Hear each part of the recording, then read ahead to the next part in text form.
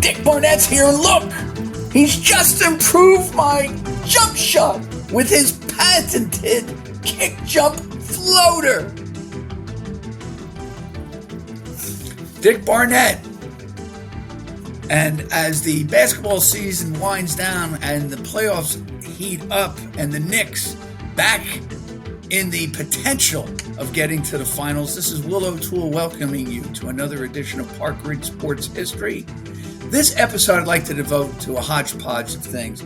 I do have a hockey segment with the Toronto Maple Leafs, probably my go-to team in the NHL simply because of their mediocrity when it comes to the NHL Stanley Cup, a team that has had numerous times in the 21st century, in fact, the best record in hockey, or the most points, whichever one you want to look at, only to fall in dramatic fashion. And I do want to, I know Barnett died earlier in the month, and I didn't really get a chance to talk about him and his career with the Knickerbockers, and also never realized he played with the Lakers, the Cleveland Pipers, in the old ABL. I'll get into that a little bit, and I'm going to delve into that in one of my summer episodes, just a history of these little, let's say, leagues that popped up. I've done that with the ABA and with the United States Football League and with the original AFL. So it's a lot of fun, and it's a lot of research, which I enjoy, but I want to better prep it. And I just wanted to get through this. I just remember Dick Barnett as being, I think, a lefty shooter. I'm probably wrong when I say that, but I do remember that kick jump, and of course, practicing that on either the parking lots with a basketball rim or the courts in inside a gym or even in our driveway. I tell you, when I did that as a kid, and I was not a Knick fan, but seeing a number of Knick games, obviously, Barnett would enter the game. Actually, in 1970, he played 34 of the 48 minutes for the Knicks to help them win a Game 7 over the LA Lakers. And then he would be on the 73 team that would beat the Lakers again. But anyway, I remember watching him. He was a good player, older, 34, almost like what baseball does. Basketball sometimes acquires the older veterans just to come in, give a few minutes, mostly to spell, let's say, a regular and provide that experience and expertise out on the court, especially in the playoffs. I just remember when the Celtics acquired Walton, and he really provided valuable minutes to rest Parrish and Kevin McHale, and even played with them for a number of minutes. But those Celtic teams were definitely helped by Big Red. So too with Dick Barnett. That team, even though I never followed them, I love Wilt Chamberlain, so I was rooting for the Lakers, and they disappointed me then. But that Knick team was comprised, I can name many of the guys on that team. Obviously, Red Auerbach was their coach. They had, later on, they would acquire in the 73 team, Jerry Lucas. But on that 70 team, they had Reed, DeBusschere, and Bradley as the front line, if you call that front line. DeBusschere probably would be he would probably be in the backcourt today at 6'6". It's how the game has changed. Bradley was one of those guys that did not have a real position until they put him up front. Red Holtzman, I apologize. I said Auerbach. I meant Red Holtzman. And that was a trade with Detroit. They got rid of Bellamy, their center, were able to move full-time Reed, and this is late 60s. But that move helped situate Bradley to a more comfortable, let's say what we would call a off forward today, not a power forward. And it allowed his basketball talents to be elevated at the pro level. He was simply a great college player, but sometimes your greatness in college doesn't equate to the pros. Maybe you're limited by speed or just size or just strength or whatever. For Bradley, that was a perfect spot, maybe quick enough to beat the bigger forwards, and with a nice jump shot. I just remember him and DeBusschere just hitting corner shots. It just always seems that Bradley was nailing one from the corner. So he had a great range, but it was more suited for front court rather than the back court. When they traded Bellamy, they were able to slot him in there, and off we go to the races. And I believe in that trade they got DeBusschere. So they got a great defensive player. DeBusschere was known for his great defensive prowess. Also had a great jump shot and was just tough and physical. And coupled with Reed, just brought a physical presence, but not the kind of physicalness that you see in the game today.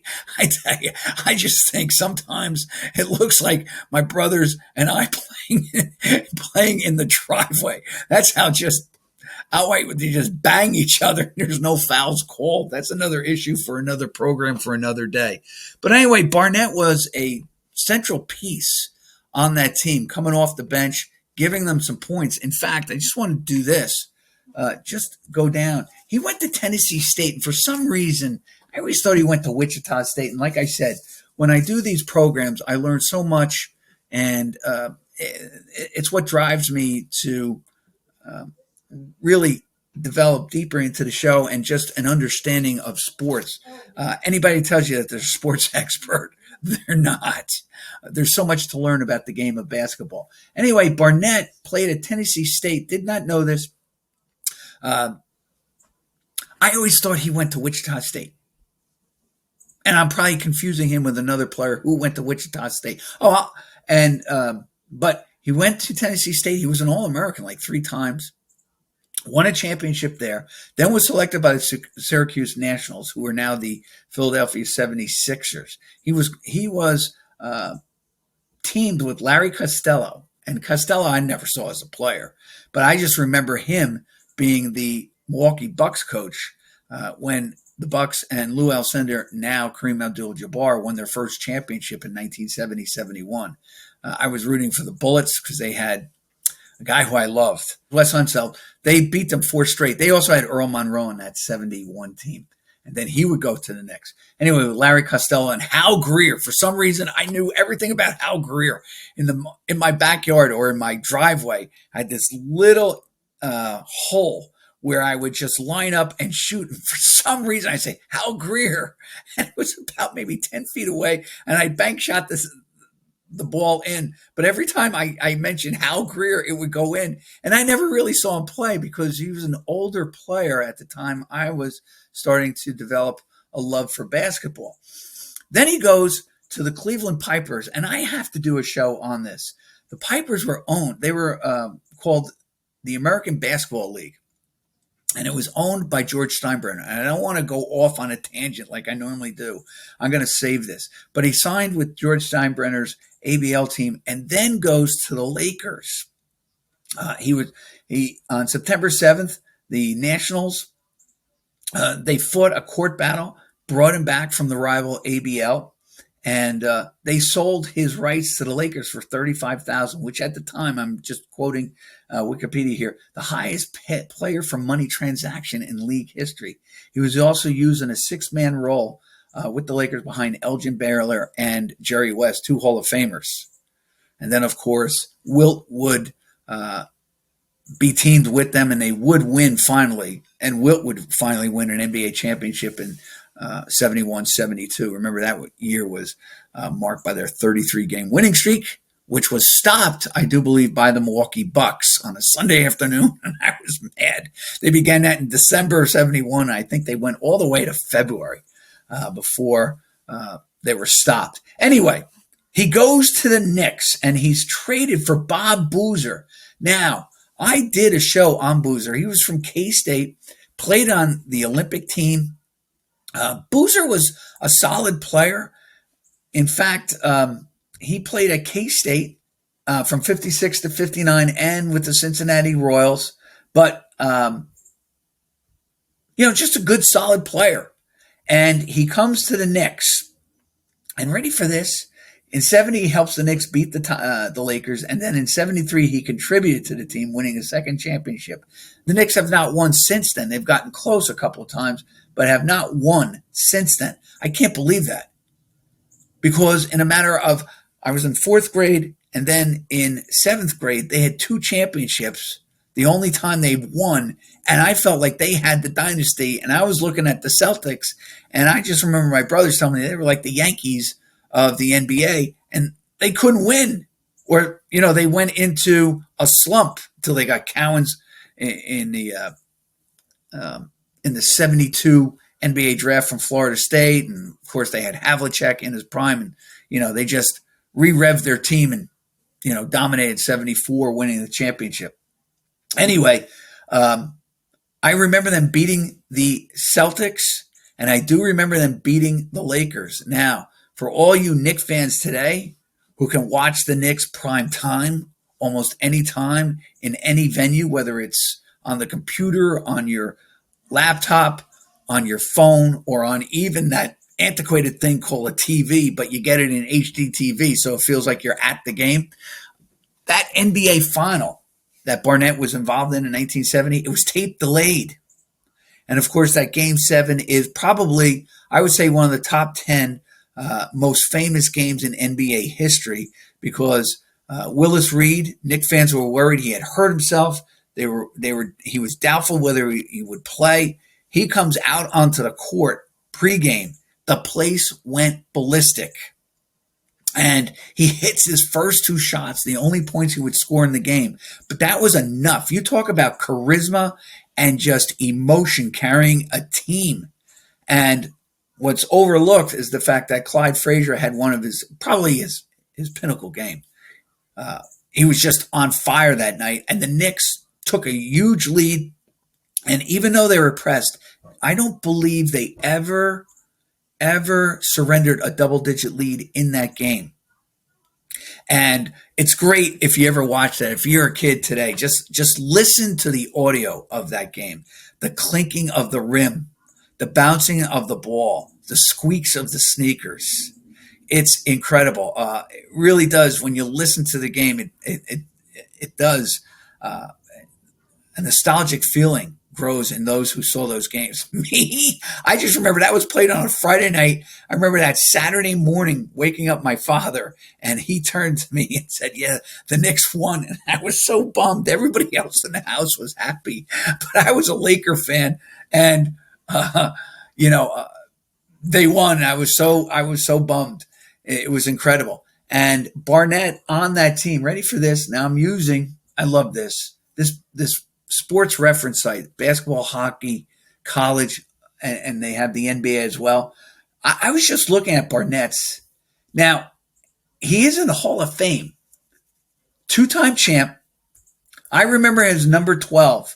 Just taking a look at his points total, never averaged more than 25. Actually, his highest point total was 23.1 when he first came to the Knicks. But he averaged anywhere from 12 to about 16, 17 for his career. For instance, his first year, 12.4, then 16.9. Then he had 2 years, 18, 18, and 13.8, all with the Lakers. Comes to the Knicks, has his high point, 23. Then the Knicks make a couple more trades. He does see his minutes climb. He never played more than 36 minutes, actually, on the 68-69 team. So he was about 30, 35, but he would come off the bench, a la Havlicek. And he gave them 17, 18, 17.6, 14.9, 15.5, 12.2. And then in his last year, he was just 10 minutes a game, coming in, like I said, that experience, just some floor leadership and all the rest of it, averaged 3.8. He was out of the game by his last year was 1974. He's listed as a shooting guard, but he had that high kick. And when he took a shot, he was great from the medium range. They talk about players, they can shoot the three and they can dunk and they can hit maybe layups, but they always talk about that they're worried about the players not being able to shoot the mid-range jumper. And what they're talking about is anywhere from, let's say, 13 to about 18 feet. Well, Barnett, he was automatic with that kick. You just knew every shot. And he had a nice arc on the ball. And if you ever tried his kick jump, it's exhausting. It's exhausting. I always was more fearful that I would forget to stick out my legs again and land on my knees and shins and get hurt. But if you tried it, it's very taxing on your body. And he was able to perfect it. And of course, that was the first thing I thought of when he passed. Went right to, and I'm pretty sure he was a left-handed shooter. I just remember him with that kick jumper and that mid-range jumper, because they didn't have threes then, but just it was very a soft touch. And he turned an unbelievable college career, probably overlooked by the majors, academic and an All-American 3 straight years at Tennessee State, which now plays D1, and then has a successful career, 14 years in the NBA. That's a pretty good career when you're lasting 14 years because of the damage that the hardwood does on your legs and the fact that you're always running. Baseball players are a little bit different. You can DH now. And if you go 0 for 4, if you have a bad game, well, you don't really have to run all that much. So you spend more time on the bench. I'm not saying that's a key to success and lasting long, but in the NBA, you got to run on both sides, offense and defense. And if you're having a bad night, you still got to run. If you're having a good night, you still got to run. If you're having a great night, well, that's when you're floating on air and you don't even realize that you're running. But it does. It's exhausting. So that's Dick Barnett in a nutshell. Exciting player. And I did forget this. And I'm not looking at the basketball reference. I will in a second, though. You had Willis Reed, DeBusschere. You had Bradley, you had Dick Barnett, you had Don May on that team, you had Walt Frazier, you had a couple other big men, and of course, Red Holtzman as a coach. Now I'm just going to go back. You know what? I'm not the big Knick fan, but I know it's going to give a charge for Knick fans here. Ready? Oh, Nate Bowman. I'll tell you why I remember this team so well. I had a kid in grammar school. I was in 4th grade, and of course, I like to draw. And I remember he went to Knick games all the time. And he would go to the Knick games, and he brought home these pencil copies or illustrations of the basketball players. And I used to sit there and copy them. And I remember him having quite a few. And he did have a Nate Bowman. He went to Wichita State, so I confused the two. They had Dick Barnett from Tennessee State. I remember him having Bradley and DeBusschere, and he had a guy named Bill Hoskett. I do remember him, but no, I don't remember him. I couldn't name him off the top of my head, so I really don't remember him. But I remember him having a drawing of him, Don May, who went to Dayton. I remember him well because Don May was like the guy who was traded, Mike Reardon. And Reardon went, I believe, to Providence. Reardon was traded in the Earl Monroe deal. And I always thought that they were two of the same guys. And Reardon did play on that Knick team of 70. And he had a great jump shot from the side, too. And he did go to Providence, so I wasn't looking at that. And I didn't realize this. They had Cassie Russell, who played against Bill Bradley in the 64 Final Four. You had Michigan State, Wichita State. I don't believe he might have been there, Nate Bowman, on that Wichita State team, Princeton, and of course UCLA. And just for fun, Bradley scored, I think still to this day, the single highest point total, at least in the Final Four. And at that time, they played the consolation game. He scored over 60 points against Wichita State, and they finished 3rd. In the tournament. And then they finished up. They had Dave Stallworth, who I do remember, also a Wichita State guy. And they had John Warren. Now, I just remember him having all the bench players, and why I can't remember these guys now, I apologize. But I'd rather be honest about it. I just couldn't remember them. I remember the front, but I remember this kid having Warren and Stallworth, all the bench players. And of course, as a kid, you say, wow, Nate Bowman, or wow, John Warren, all the rest of it. And he'd show them off, and I'd ask, hey, listen, can I draw or try drawing him and stuff like that? And it was kind of cool. And I just remember him, he had really good seats and would go, "Hey, where are you going?" And the Knicks never lost when he went. So he was a good luck charm. Anyway, that is the Knickerbockers, one of the great names in professional American sports. I will tell you this, basketball has the worst logos, and I've said that on the show. They had some great old logos like the Detroit Piston with an actual piston dribbling a basketball. But they have some of the best nicknames. I mean, you have the New York Knickerbockers, the Detroit Pistons, the Boston Celtics, the LA Lakers. All right, it's okay, but at least it's different from a lot of teams, right? Then they've gone the other way too. You have the Oklahoma City Thunder. And the NHL's done that with the Minnesota Wild. Okay, but they do have some great nicknames in the NBA. Oh, I'll give you one, the Trailblazers. It's a great one. All right, next, I would like to do this one. I love doing the annual NHL hockey. And so I'd like to get into this and really, in a way, a serious issue that has been going on in the stands. Never thought I'd say this, but last night I was in a hockey game and a UFC bout broke out in the stands. Now listen, the reason I say that is because there used to be that Rodney Dangerfield, hey, last night I went to a boxing match and a hockey game broke out. Well, I'm just playing off that. But one of the things that has concerned me over the last 3-4 years is just crowd behavior. And what we've seen on either Twitter or these phones that have gone viral with some of the shots, and it's just the brutality of fans in the stands to one another, to rivals, and all the rest of it. And I couldn't believe how really prescient this became, because if anybody saw the Toronto Maple Leafs, they lost another Game 7.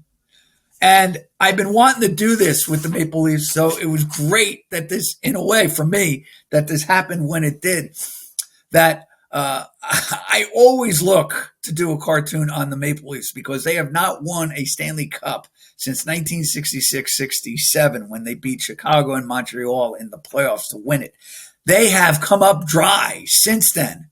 You are talking about the 70s, the 80s, the 90s, 2000s, 210, and 220s now. We're halfway, actually past halfway when you think about it. You're talking about 6 decades of futility.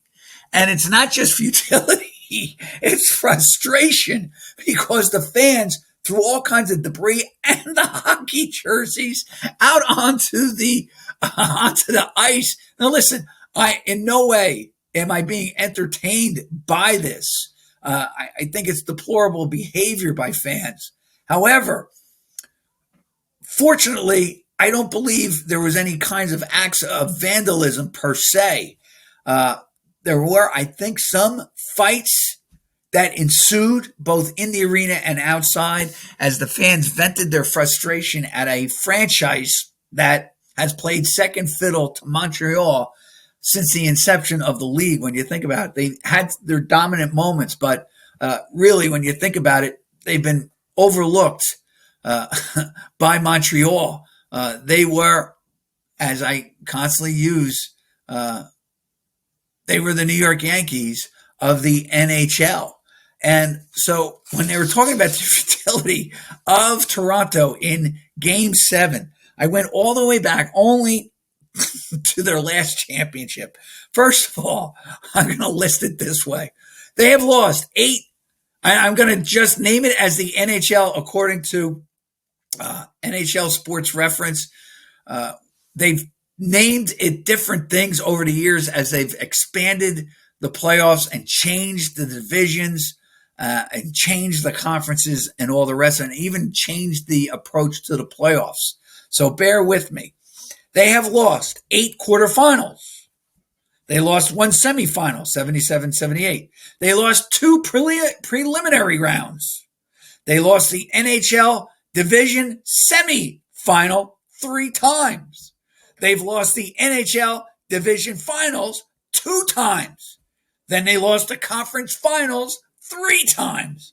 Then they lost the conference quarterfinals 5 times. Then they lost the conference semis 3 times. Then they lost in the first round 6 times. Then they lost in a qualifying round once. And in the second round twice. Now, what this says, you can count up all the number of losses in that.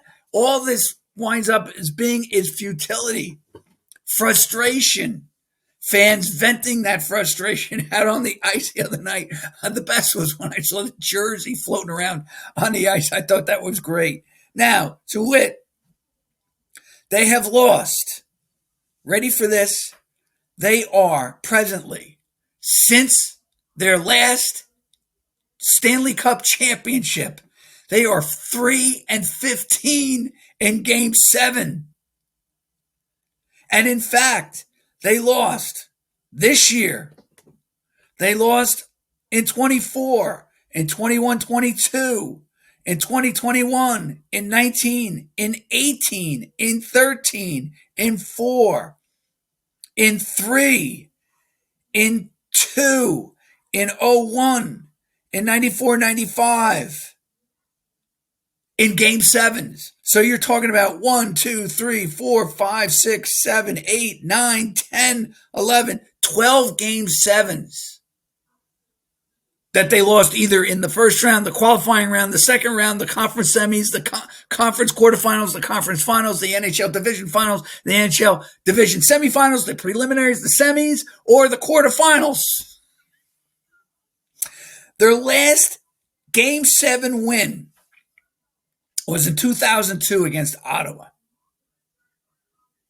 Then they lost. That broke a streak of 2 in a row. They won another one in 1994 over San Jose. And then in 92-93, here's the frustration. They win a Game 7 over St. Louis, then lose to the Kings in a Game 7. At least they were 500 there. And then 87, 86, and then all the way back to 75, 76, they lost Game 7s to Detroit, St. Louis, and Philadelphia. And they did many of these against all different teams. This year it's Florida, Boston twice, Ottawa, Philly, the Islanders, the Devils, Chicago, the Kings, the Red Wings, great name, St. Louis, Philadelphia. At least in 67, they beat probably their 2 arch rivals when you think about it, because at that time there was only 6 teams. So you had New York, you had Detroit, Chicago, Montreal and Toronto, Boston. And I would say for Toronto, obviously Montreal, the fellow Canadian city team in the league, and probably Chicago and Detroit were their 3 rivals, beating Chicago and beating Montreal, and they beat them 4-2 in each series. 8 wins, 4 losses. Why do I say that? Because, and this is going to be my final thing on this, from 1977 to 78, the Maple Leafs were 3-10, then 0-6, then 0-3, then 0-3, then 1-3. They were 4-25 in playoff games during that time. So you're talking about 5 years of a team that only won 4 games in the playoffs against 25 setbacks. Truly a team that is still on a mission to break a long curse. The 1967 Toronto Maple Leafs, and now the 25 Maple Leafs continuing the long stretch of futility. Well, actually, the 68 Toronto Maple Leafs to 2025. You were talking about 58 years of futility. All right?